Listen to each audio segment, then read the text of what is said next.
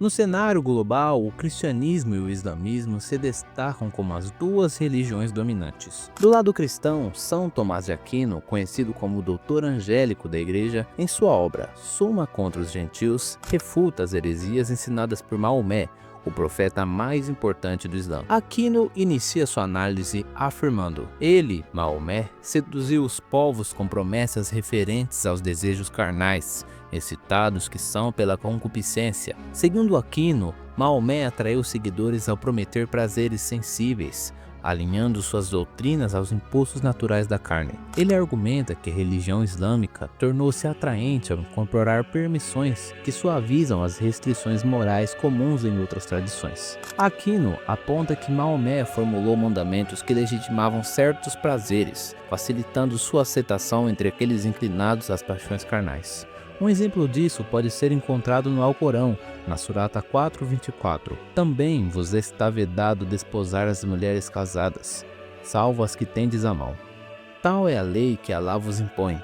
Porém, fora do mencionado, está-vos permitido procurar, munido de vossos bens, esposas castas e não licenciosas. Esta passagem faz referências às prisioneiras de guerra escravas, permitido que fossem tomadas como concubinas. Aquino interpreta isso como um exemplo de como Maomé teria acomodado os desejos humanos ao legislar. Ele conclui: formulou também preceitos conforme aquelas promessas, relaxando desse modo as rédeas que seguram os desejos da carne. Tomás de Aquino também critica a fusão entre verdades e fábulas nas doutrinas de Maomé.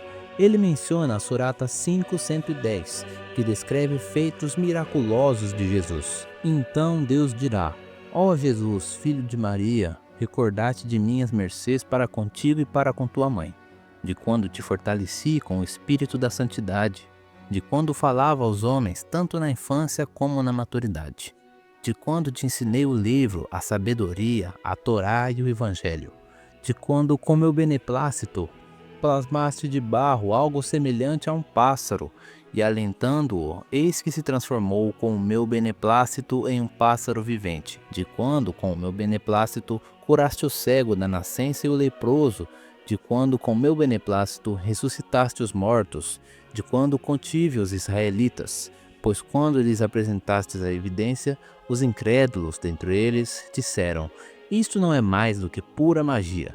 Aquino observa que essa narrativa se assemelha àquela encontrada no Evangelho da Infância de Tomé, um texto apócrifo não reconhecido como histórico pelas principais tradições cristãs. Desse modo, ele argumenta que o Alcorão incorporou um relato lendário e o apresentou como verdade revelada, misturando elementos fabulosos com aspectos autênticos da fé. Tomás de Aquino argumenta que os primeiros seguidores de Maomé não eram homens de grande sabedoria ou conhecimento teológico, mas sim povos tribais, em grande parte alheios às escrituras antigas. Ele afirma que Maomé, valendo-se da força militar, impôs sua religião. Isso fica evidenciado por passagens como a Surata 9:29, que diz: combatei aqueles que não creem em Alá e no dia do juízo final, nem se abstendo que Alá e seu mensageiro proibiram, e nem professaram a verdadeira religião daqueles que receberam o livro, até que paguem de bom grado a jizya e se sintam submissos. Além disso, a Surata 2:216